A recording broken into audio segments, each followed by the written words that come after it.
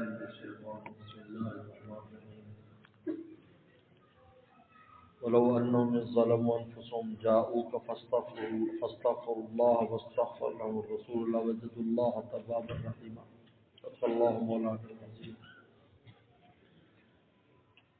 اللہ تعالیٰ نے پیغمبر صلی اللہ علیہ وسلم کے بارے میں یہ آیت نازل فرمائی، ولو انہم ظلموا انفسهم، اگر یہ ایمان والے اپنی جانوں پر ظلم کر بیٹھے یعنی گناہ کر بیٹھے، جاؤ کا پھر آپ کی خدمت میں آئے،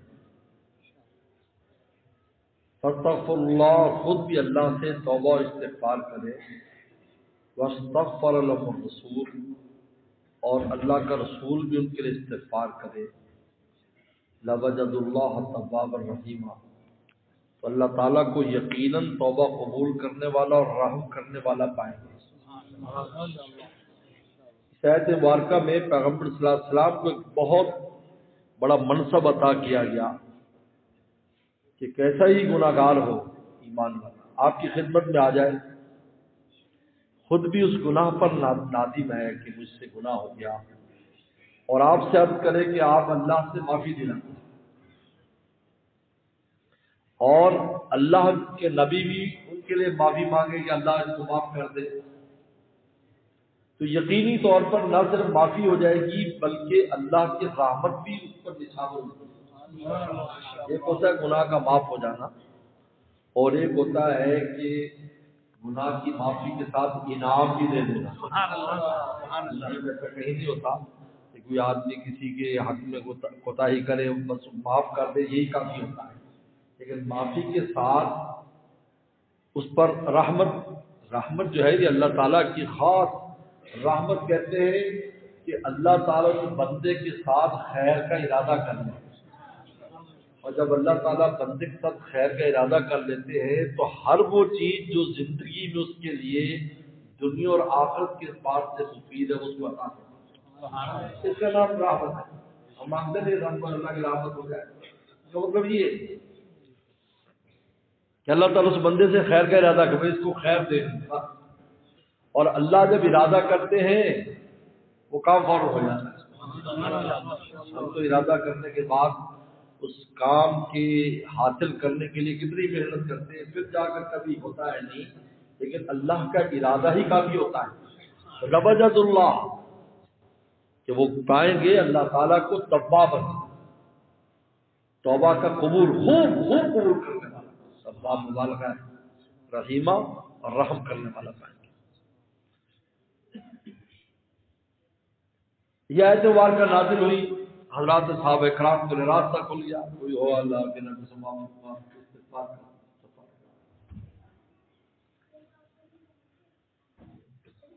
اب ایک امام طبرانی رحمۃ اللہ علیہ قصہ عجیب لکھا ہے۔ پیغمبر صلی اللہ علیہ وسلم دنیا سے چلے گئے، 5 دن گزرے یا اور زیادہ دن گزرے، ایک گاؤں سے دیہاتی آیا، اور یہ روایت حضرت علی کرم اللہ وجہ کی ہے، جو وہ بھی وہیں پر کھڑے تھے وسلم کی قبر مبارک کے پاس۔ وہ آیا وہ آرام کی، اور قبر پر گر کر رونے لگا، چپٹ کر رونے لگا، کیونکہ وہ آیا تھا وسلم کی زیارت کروں گا، لیکن وسلم دنیا سے چلے گئے۔ ان دنوں میں ان عاشقوں کا کیا حال ہوا جو وسلم کے جانے کے 2 دن بعد، تو 5 دن بعد تشریف لاتا ہے، 5 دن بعد آئے، 4 دن بعد آئے، 10 دن، مطلب ان کے کلیجوں نے کیسے اس غم کو تحمل کیا کہ جو چند دن پہلے آتے تو کہاں صحابیت کا شرط حاصل ہو جاتا اور آپ کی زیارت ہو جاتی، اور کہاں ہے کہ چند دن بعد آئے اور وہ اس سے محروم ہے۔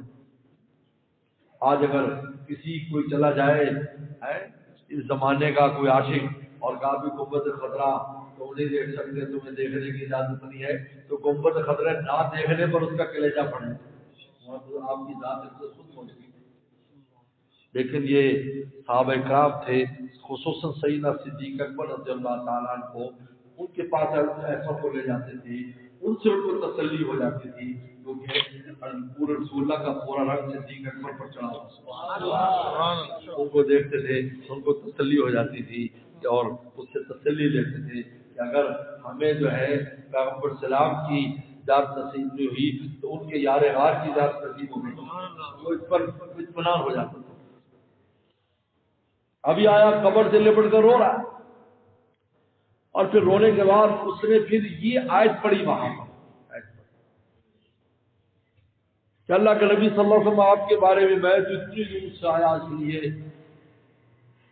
کہ ظلم انفسهم کہ اپنے آپ پر اگر ظلم کرنے جاؤ آپ کی خدمت میں آئے تو میں اب آیا ہوں، جب آپ دنیا سے چلے گئے آپ میرے لیے استغفار کرو، میں کہاں جاؤں؟ اور خوب رو رہا ہے۔ حضرت علی فرماتے ہیں اور صحابہ جمع ہو گئے اس کی کیفیت کو دیکھ کر، قبر مبارک سے آواز آئی قد غفر اللہ لک، اللہ نے آپ کو معاف کر دیا۔ علامہ طبرانی کی اس قصے کو لے کر علماء کرام نے کہا کہ جو زندگی میں پیغمبر صلی اللہ علیہ وسلم کا حکم تھا کہ ان کی خدمت میں جاؤ اور اپنے استغفار کرو، آپ کی دنیا سے جانے کے بعد آپ کی قبر مبارک پر بھی یہ درخواست پیش کی جائے تو وہی نتیجہ نکلے گا۔ یہ بہت بڑی دلیل ہے اس کی۔ اور دوسری بات ہے کہ پیغمبر صلی اللہ علیہ وسلم حیات ہے، زندہ ہے، اپنے قبر مبارک لوگ درود شریف پیش کرتے ہیں، آپ سنتے ہیں، جواب دیتے ہیں۔ پھر جب یہ اس لیے دو درخواستیں پیش کی جاتی ہیں، اللہ معافی دلا دیجیے اور ہماری سفارش کر دیجیے، تو بہرحال یہ اللہ تعالیٰ کی بہت بڑی نعمت ہے۔ یہ کہتے ہیں دو نعمتیں بڑی عجیب اللہ نے ہمیں عطا فرمائی، یہ قرآن مجید کی نعمت اور رسول اللہ کی نعمت۔ قرآن مجید کی نعمت یہ زبر کا فرق نہیں ہے، جیسے نبی بالکل خالص اللہ کا کلام اور ذات الہی میں سے نکلا ہوا کلام خالص، یعنی جس کا جو الفاظ ہے وہ الفاظ بھی اتنے محترم ہے کہ بغیر ہاتھ جو ہے وہ اس کو بغیر وضو کے ہاتھ بھی نہیں لگا سکتے، اور جنابت اور دوسری پلیتی حالت میں آپ اس کو پڑھ بھی نہیں سکتے، زبان پر نہیں لا سکتے۔ اس کے الفاظ کے یہ حکم ہے، معانی اور دوسرے معاملات تو بہت آگے چلے جاتے ہیں۔ اور دوسری ذات پیغمبر اسلام کی ذات مبارک یہی وجہ ہے کہ آج پوری دنیا سے امت وہاں ٹوٹی، ماشاء اللہ رشتہ مدینہ سے سبحان اللہ، حج سے بھی کہیں جاتے رات دن سلام پیش کرنے والے، رات دن آ رہے تو یہ دوستوں نے کہا کہ جی رش بہت ہے آپ کہ دیکھو مکہ شریف میں اللہ تعالیٰ میزبان ہے اور مدینہ شریف میں رسول اللہ میزبان ہے، اور اگر مہمان زیادہ آ جائیں زیادہ تو میزبان بھی بڑا انتظام کرتا ہے۔ میں نے مثال دی کہ ہمارے یہاں پنجاب میں ایک مہمان آ جائے، دو آ جائے تو چھابی میں اور کولی میں سالن اور چھابی میں روٹی رکھ کے اس کو پیش کر دیتے، گلاس میں لسی دے دیتے۔ اگر وہیں جان جا جائے تو چلے گا؟ جگہ پکے گی نا، کھیر بھی پکے گی، قورمہ پکے گا، پلاؤ بھی پکے گی۔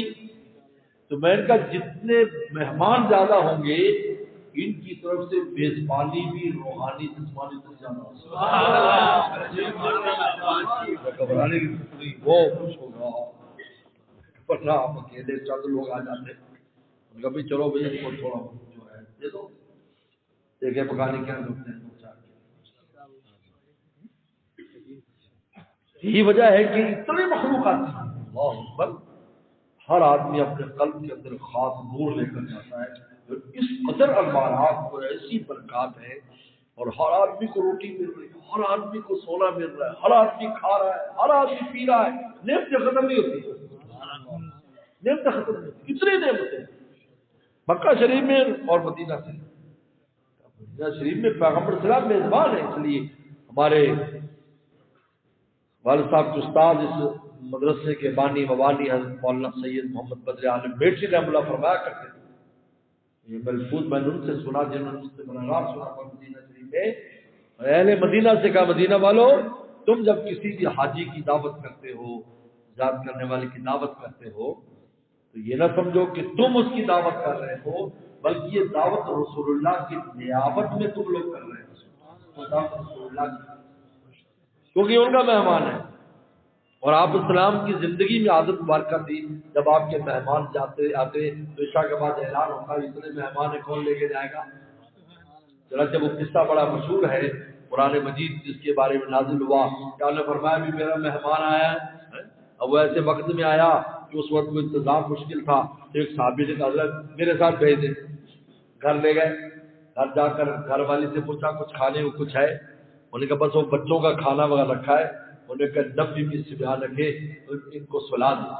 بچوں کو جو ہے وہ بہلا بولا کو سلا دیا اور اس کے بعد وہ کھانا بچوں کے لیے کھانا جو ہوگا اب وہ کتنے بندے کھا سکتے ہیں. انہوں نے کہا کہ جب چراغ جلا ہوا ہے اور میں بھی ساتھ بیٹھ جاؤں گا اور تو بھی جو ہے اس طرح لگنا کہ تو بھی سے ساتھ کھا رہی ہے اور تو اٹھ کے چراغ بجھا دینا اور تاکہ وہ اکیلا کھا لے اور ہم ویسے منہ چباتے رہیں گے تاکہ اس کو محسوس ہم بھی ساتھ کھا رہے ہیں.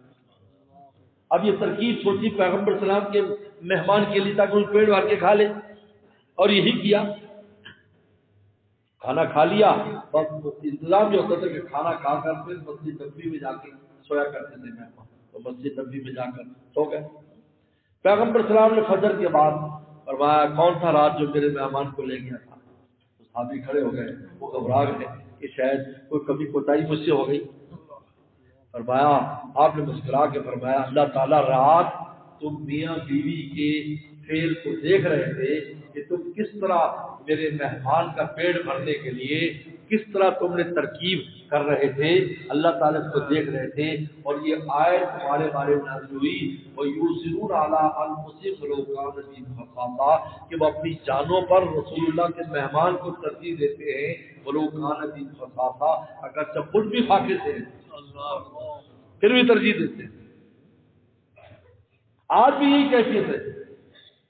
میں نے اہل مدینہ سے عرض کیا کہ یہ جو تم دعوتیں ماشاءاللہ بہت دعوتیں کھلاتے ہیں بہت دعوتیں عرب جو ہے عربوں کی دعوتیں عرب سٹائل کی اور ایشین کی ایشین سٹائل کی ہے. لیکن میں کہ یہ سب پیغمبر صلی اللہ علیہ وسلم کی طرف سے دراصل وہاں سے ہو رہی ہے. دعوتیں وہاں سے آ رہی ہیں. یہ نائب ہیں کیونکہ ہم رسول اللہ کے مہمان ہیں. الحمدللہ میں نے کراچی میں بات کی آپ سے بھی کہتا ہوں. حضرت بنوری رحمۃ اللہ علیہ ہمارے حضرت بنوری رحمۃ اللہ علیہ سال میں 2 سفر فرماتے تھے حج کا اور عمرے کا. فرماتے تھے میں طلبہ بنوری ٹاؤن کے طلبہ کے لیے جاتا ہوں دعا کے لیے میں ان کے لیے مانگتا ہوں. اور یہ وجہ ہے اللہ نے ایسی شان قبولیت عطا فرمائی اس ادارے کو کہ بغیر کسی تشہیر کے پورے عالم میں مشہور بغیر تشہیر کے مشہور بغیر تشہیر کے مشہور. میں خود بھی جب میں نے میٹرک کی اور میں نے والد صاحب سے عرض کیا کہ میں نے دینی تعلیم پڑھنی ہے تو میں نے کہا میں نے بنوری ٹاؤن جانا ہے. اس سے نیو ٹاؤن کہلاتا تھا. حالانکہ کچھ تفصیلی بات کبھی نہیں ہوئی اس کے بارے میں ادارے کی تفصیلات اور یہاں تو لوگ جانتے بھی نہیں تھے اتنا.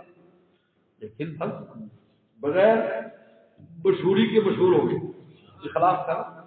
پیغمبر سلام جب معراج میں گئے تو آپ نے دیکھا کچھ لوگ زمین میں کچھ چیز دباتے تو باہر نکل آتی ہے. تو آپ نے جب سوچ یہ کیا ہے کہا کہ یہ وہ لوگ ہیں جو اخلاص سے عمل کرتے ہیں کہ کوئی ہمیں نہ دیکھے لیکن اللہ کے عمل کو مشہور کرتے ہیں. حالانکہ حضرت کا دور کا اسماء تو ماننا ہے کہ میں اسی کے لیے کرتا ہوں جس کو میں نے سنانا ہے مجھے لوگوں کے لیے نہیں کرتا. کہاں سے کہاں چلا گیا. تو فرمایا 2 سفر دعا کے لیے تو میں نے کراچی عرض کیا. میں نے کہا جب میں وہاں پڑھتا تھا کہ اللہ اگر ہماری ذمہ داری ہم پر لگائیں گے اللہ تعالیٰ ہمارے لیے بھی راستہ کھولنا. اللہ نے راستہ کھول دیا. تو میں نے کہا ہمارے یہاں ڈبل ڈیوٹی ہے کہ طلبہ کے لیے بھی اور مریدوں کے لیے. الحمدللہ ہر موقع پر جو ہے کوئی موقع نہیں جہاں پر خاص مواقع وسلم کی خدمت میں بھی درکار اپنے لیے اپنے سب کے لیے درجہ بدرجہ سب کے لیے درخواست کی. تو دیکھو ہمارا تو کام یہ ہے کہ ہم آپ کے لیے ایسے مبارک جہاں پر چاہے مرید ہوں چاہے طالب علم ہوں، مریدنیاں ہوں یا طالبات ہوں، وہاں دعا کرنا۔ اب آپ کا کام ہے ان دعاؤں سے فائدہ حاصل کرنا۔ کہتے ہیں دعا جو اتر رہی ہوتی ہے، اب دیکھتی ہے کہ وہ محل تو بنے، جہاز ایئرپورٹ پر اترتا ہر جگہ تو نہیں اترتا نا، تو دعا کا ظہور بھی وہیں ہوگا جب وہ چاہے گا کہ باقی دعا کا ظہور ہو، اس کے لیے کوشش بھی کرے گا۔ جب وہ کوشش کرے گا تو دعائیں ساتھ شامل ہو جاتی ہیں، منزل پر پہنچ جاتا ہے۔ یہ پیغمبر اسلام نے صحابہ کرام سے فرمایا تھا کہ میری دعاؤں کو اپنے عمل سے قوت پہنچاؤ۔ زیادہ طلبہ کا کام ہے محنت کرے، گناہ سے بچیں اور اخلاص پیدا کریں۔ مریدوں کا کام ہے ذکر اذکار کی بلندی کریں، گناہ سے بچیں، صحبت شیخ کی صحبت میں آنے کی کوشش کریں۔ جب یہ چیزیں جمع ہو جائیں گی اور دعاؤں کا خاص ظہور ہوگا انشاءاللہ، کہیں سے کہیں جب ہمارا بیڑا پار ہو جائے گا، طلبہ طالبات بھی کامیاب ہو جائیں گے اور مریدیاں بھی کامیاب ہو جائیں گی۔ تو اللہ عمل کی توفیق عطا فرمائے۔ وآخر دعوانا ان الحمدللہ رب العالمین۔ دعا پہلے جو ہو گئی ہے اللہ اس کو قبول فرمائے۔ آمین۔